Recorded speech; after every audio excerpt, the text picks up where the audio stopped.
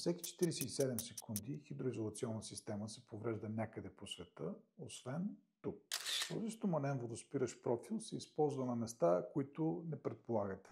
Номер 3 ще ви изненада. Това видео ще споделя най-честите приложения на SendFlex, но първо запазете това, ако работите върху някои от тези проекти. Първото приложение е в фундаменти на сгради в градски проект. В градовете, като всеки квадратен метър струва 1000 евро, инвеститорите не могат да си позволят да губят никакво място или време. И SendFlex VB решава точно този проблем. Полага се в конструктивни фуги и осигурява водоплътност. Без допълнителна дебелина, без загубена площ. Ето и още едно приложение. В тунели и в метро. 8 бара водно налягане. Да, SendFlex VB защитава подземните конструкции от вода, то при много високо хидростатично налягане. Това са 80 метра воден стълб. Между другото, SendFlex VB е използван при строителството на лондонското и парижското метро. Следващото приложение е в промишлени резервоари за съхранение. Освен за съхранение на вода, може да се използва и при съоръжение за съхранение на химикали, промишлени отпадъци. При такива системи един теч може да затвори цялото съоръжение за много дълго време. С SendFlex VB имате сигурна защита за десетки години. Четвъртото приложение е при изграждане на зелени сгради. Може би вече имате разработени ESG стратегия и искате да сертифицирате вашата сграда. С експлоатационен живот от 100 години и устойчив производствен процес, SendFlex VB може само да ви помогне да спечелите